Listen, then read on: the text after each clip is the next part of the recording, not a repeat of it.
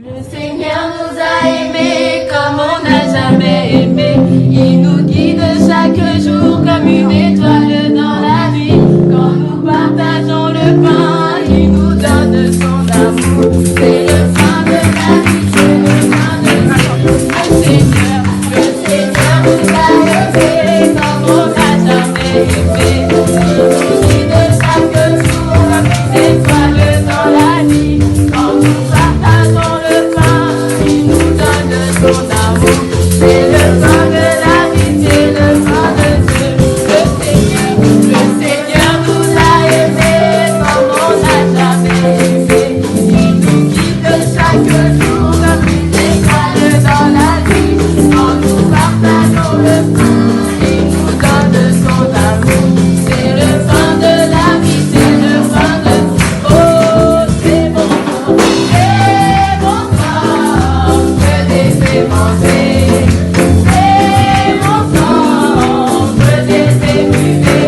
Car je suis la vie et je suis l'amour. Au Seigneur emporte tout dans mon âme. Oh, c'est mon sang que des manger. C'est mon sang que des buvez.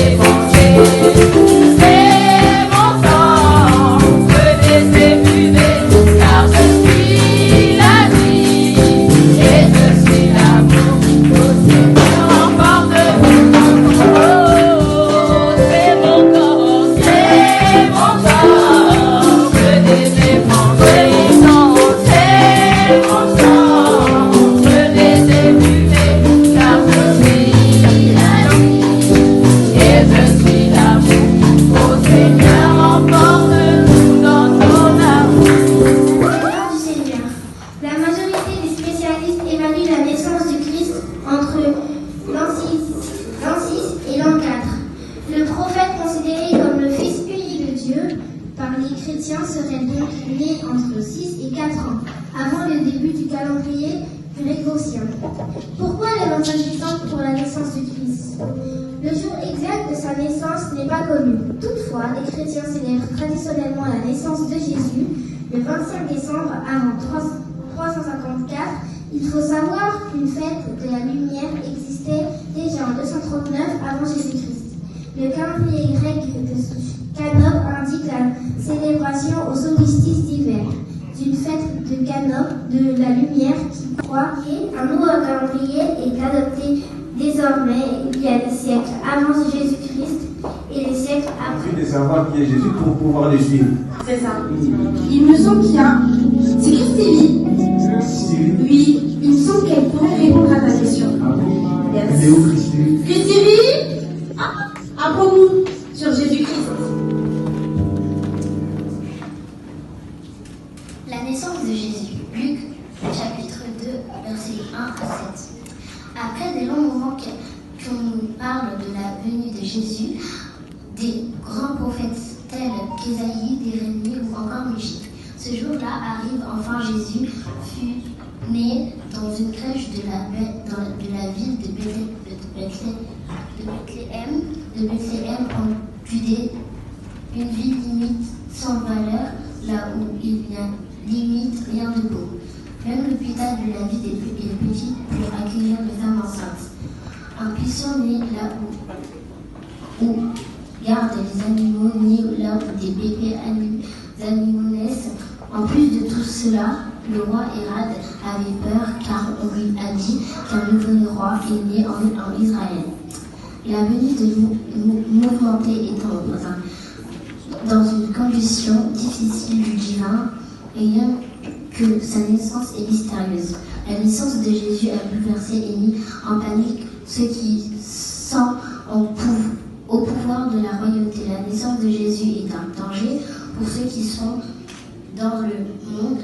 La naissance de Jésus a interpellé le monde jusqu'à les mages sont partis au lieu de la naissance. Par la suite, que nous disons que tous ceux qui ont suivi de Jésus ont reçu la guérison, la joie, la vie, la paix, la liberté et bien d'autres. La venue de Jésus est le meilleur bonheur pour l'homme.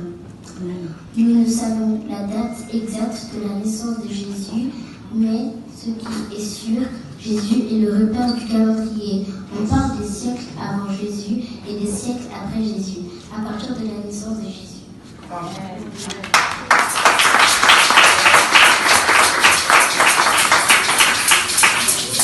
Les savants ont commencé à compter avec précision les années. Il ne peut commencer une nouvelle année, honorer la naissance de celui qui est là. Le repère, c'est par Dieu que les hommes, tout accord, donc Dieu a donné l'intelligence aux hommes qui ont créé le calendrier honoré et il les conduit de mettre le 25 décembre pour la naissance de Jésus avant d'entrer dans une nouvelle année. Noël est une fête commerçante, la naissance de Jésus célébrée par les chrétiens, donc le 25 décembre. Plus rien ne pourra nous séparer. Et même si le monde se mettait entre nous, nous avons notre intimité ensemble.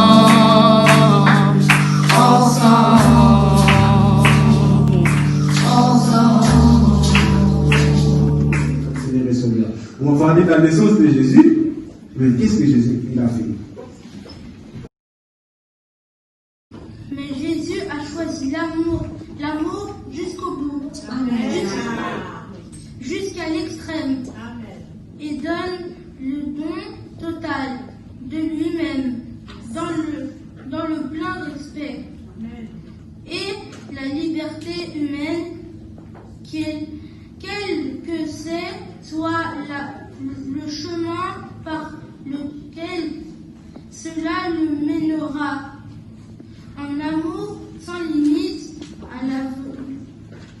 car le Père voulait récupérer l'homme qu'il aime tant. Jésus a choisi l'amour du Père, un amour qui s'est concrétisé par une obéissance parfaite au dessein divin de celui-ci.